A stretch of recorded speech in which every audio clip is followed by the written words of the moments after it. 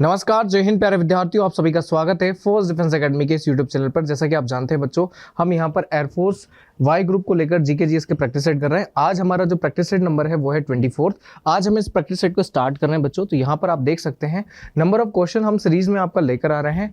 आप अगर पहली बार इस चैनल पर विजिट कर रहे हैं तो चैनल को सब्सक्राइब कर लें, वीडियो को शेयर कर दें, लाइक का बटन दबा दें और अपने स्टेटस पर डाल दें। चलिए तो स्टार्ट करते हैं आज की क्लास का पहला क्वेश्चन। ध्यान से सुनिएगा, क्वेश्चन है बांध से डैम से, है ना। डैम से क्वेश्चन कैसे आता है यहाँ पर लिखा हुआ है, देखिएगा बच्चों। क्वेश्चन कहता है कि Gandhi Sagar dam is built on which rivers. Gandhi Sagar जो डैम है ये किस नदी पर बना है बच्चों। नदी का नाम है, एक नदी है जिसका नाम है चंबल। क्या नाम है बच्चों? चंबल। मध्य प्रदेश में इंदौर जो शहर है, इंदौर शहर के पास जाना पाव की जो पहाड़ी है बच्चों, कौन सी पहाड़ी? जाना पाव की पहाड़ी। जाना पाव की पहाड़ी से जिस नदी का ओरिजिन होता है उसे कहा जाता है चंबल। ये नदी जो है मध्य प्रदेश के बाद राजस्थान, राजस्थान के बाद उत्तर प्रदेश में जाकर यमुना में मिल जाती है। किस नदी में मिल जाती है बच्चों? यमुना में।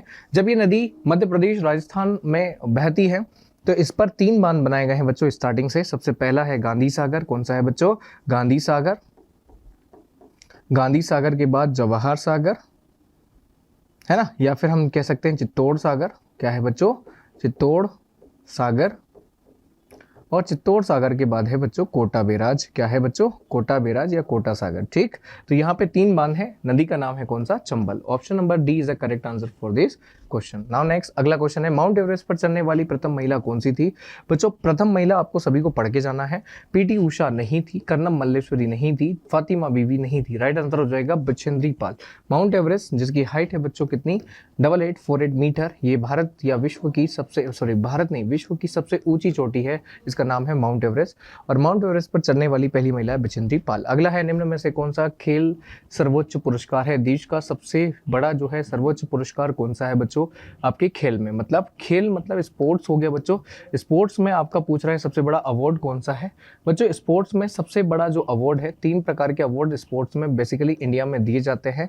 पहला जो है ध्यानचंद, मेजर ध्यानचंद खेल रत्न अवार्ड। ठीक है बच्चों, क्या नाम है? मेजर ध्यानचंद खेल रत्न अवार्ड। में शॉर्ट में लिखना हूँ क्योंकि यहाँ पर जगह थोड़ी कम है बच्चों। इसी मेजर ध्यानचंद खेल रत्न अवार्ड का पुराना नाम जो था वो था राजीव गांधी खेल रत्न अवार्ड। क्या नाम था बच्चों? राजीव गांधी खेल रत्न अवार्ड। आपके क्वेश्चन का आंसर तो ये है, राजीव गांधी भारत का सबसे बड़ा खेल रत्न अवार्ड था बच्चों। इसका नाम बदलकर मेजर ध्यानचंद खेल रत्न अवार्ड कर दिया गया है वर्तमान में। इसके बाद आता है बच्चों, इसके बाद आता है आपका अर्जुन अवार्ड, जो छोटे मोटे जो आपके प्लेयर्स होते हैं उनको दिया जाता है। फिर उसके बाद आता है द्रोणाचार्य। क्या आता है बच्चों? द्रोणाचार्य। ठीक, तो ये सारे अवार्ड मैंने बता दिए हैं। राइट आंसर हो जाएगा आपका क्या? Option number C. अगला है बच्चों, यहाँ पर देखिए, पंचशील जो समझौता है किन 2 देशों के बीच में हुआ था? भारत चाइना, भारत पाकिस्तान, भारत जो है श्रीलंका, और इनमें से कोई नहीं। पंचशील समझौता आपको पता भी होगा, शांति समझौता है जिसे पंचशील समझौता कहा जाता है। ये हुआ था बच्चों भारत पाकिस्तान के बीच में, नहीं, भारत चाइना के बीच में। यहाँ तो शिमला समझौता है। भारत पाकिस्तान कौन सा समझौता था जो बच्चों? शिमला था। और पंचशील हुआ है भारत चाइना, ये पीस एग्रीमेंट था, है ना, शांति से जो है दोनों क्रॉस बॉर्डर को संभालने के लिए था। भारत में द्वारा बनाया गया यूएवी का नाम क्या था? यूएवी मतलब होता है अनमैन्ड एयर व्हीकल। क्या होता है बच्चों? Unmanned air vehicle. क्या होता है? Unmanned air vehicle. उड़ान नहीं है, मैत्री नहीं है, निशांत है। क्या है बच्चों? निशांत। क्या है? निशांत। तो भारत का अनमैन्ड एयर व्हीकल है निशांत। अगला है बच्चों, सिलिकॉन वैली जो है कहाँ है? सिलिकॉन वैली बच्चों जो है यूएसए में, यूनाइटेड स्टेट ऑफ अमेरिका में है। और यूनाइटेड स्टेट ऑफ अमेरिका में सिलिकॉन वैली है बच्चों, जो कि वहाँ का आईटी हब है। और ऐसे ही आपसे क्वेश्चन पूछ लिया जाए कि भारत में सिलिकॉन वैली कहाँ है, तो वो है बच्चों बेंगलुरु में। कहाँ है? बेंगलुरु में है। कहाँ है बच्चों? बेंगलुरु में। तो राइट आंसर हो जाएगा आपका बेंगलुरु। अगला क्वेश्चन है, सिंधु सभ्यता थी बच्चों, सिंधु सभ्यता इंडस वैली सिविलाइजेशन कैसी सभ्यता थी? ग्रामीण थी, शहरी थी या मिश्रित थी बच्चों? सिंधु सभ्यता जो है एक शहरी सभ्यता थी, अर्बन सिविलाइजेशन था, ना कि ग्रामीण। लेकिन जो वैदिक काल आता है, वैदिक सभ्यता आती है बच्चों, ये कैसी थी? ग्रामीण थी। कैसी थी बच्चों? ग्रामीण थी। ध्यान रखिएगा, सिंधु सभ्यता शहरी थी, वैदिक कैसी थी? आपके ग्रामीण थी। अगला है, सबसे अधिक गन्ना उत्पादक राज्य कौन सा है भारत का? भारत में सर्वाधिक गन्ना उत्पादक है बच्चों उत्तर प्रदेश। कौन सा है बच्चों? उत्तर प्रदेश सर्वाधिक गन्ना उत्पादक राज्य है। ठीक, अगला है बच्चों राज्य में विधानसभा को कौन भंग करता है? राज्य में विधानसभा को भंग, इसमें लिखा है dissolve of state legislative assembly. State legislative assembly को कौन डिसॉल्व करता है? बच्चों भंग की अगर या डिसॉल्व की बात आएगी तो यहाँ पे जो काम करेगा वो करेगा राज्यपाल। कौन करेगा बच्चों? राज्यपाल। तो राज्य में जो है राज्य विधानसभा को कौन भंग करता है?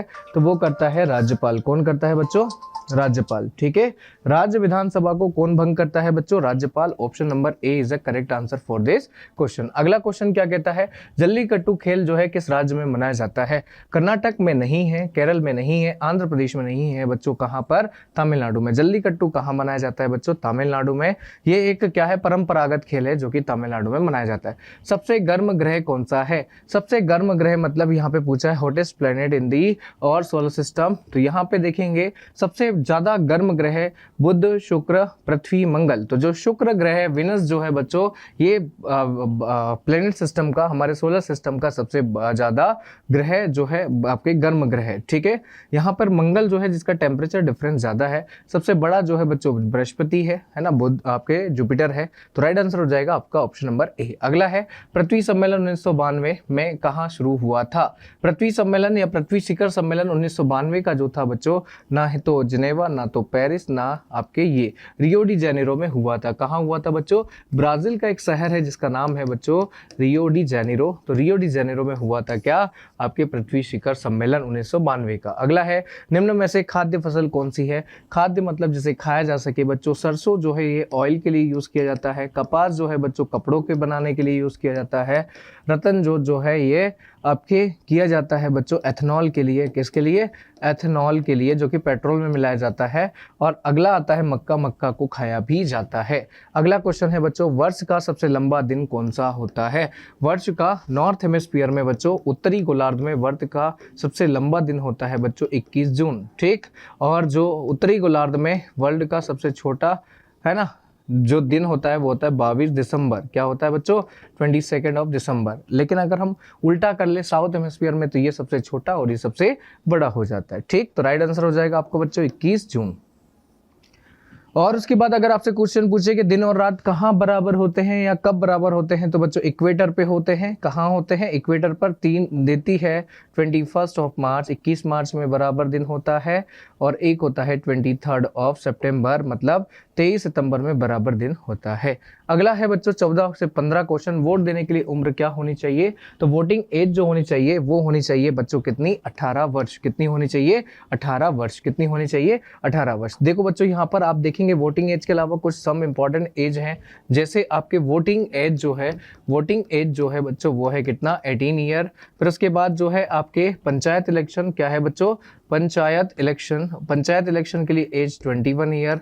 ठीक है, अगला है यहाँ पर लोकसभा के लिए और बच्चों लेजिस्लेटिव असेंबली विधानसभा के लिए जो एज है वो है 25 ईयर। फिर है बच्चों आपका यहाँ पे राज्यसभा और जो है लेजिस्लेटिव काउंसिल के लिए जो एज है वो है 30 ईयर। कितना है? 30 वर्ष। इसके बाद जो अगला है बच्चों यहाँ पर आप देखेंगे कि इसके बाद का जो एज क्राइटेरिया है वो अगर हम यहाँ पे देखें तो यहाँ पर आप देखेंगे प्रेसिडेंट हो गया, कौन हो गया? प्रेसिडेंट। राष्ट्रपति हो गया, वाइस प्रेसिडेंट हो गया, है ना, और गवर्नर हो गया। स्टेट क्या हो गया बच्चों? गवर्नर हो गया। इसके लिए जो एज चाहिए वो चाहिए 35 ईयर। ठीक, तो मैंने सारे एज क्राइटेरिया बता दिए वोटिंग एज से लेके, तो गवर्नर, वाइस प्रेसिडेंट और प्रेसिडेंट के लिए एज। फिर है फतेहपुर सीकरी किसने बनवाया था बच्चों? फतेहपुर सीकरी बाबर ने नहीं, हुमायूं ने नहीं, औरंगजेब ने नहीं बच्चों, ये अकबर ने बनवाया था। किसने बनवाया था? अकबर ने। ठीक, आगरा के पास में ही है फतेहपुर सीकरी।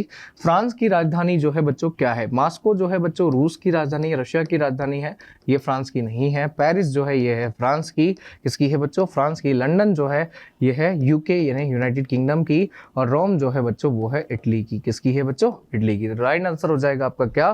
तो यहाँ पे option number B is the correct answer for this question. Now next अगला क्वेश्चन है आजाद भारत का पहला शिक्षा मंत्री कौन था बच्चों? First education minister of independence India, that is मौलाना अब्दुल कलाम, है ना, डॉक्टर राजेंद्र प्रसाद, सरदार वल्लभ भाई पटेल। सरदार वल्लभ भाई पटेल बच्चों पहले होम मिनिस्टर थे। क्या थे बच्चों? होम मिनिस्टर थे।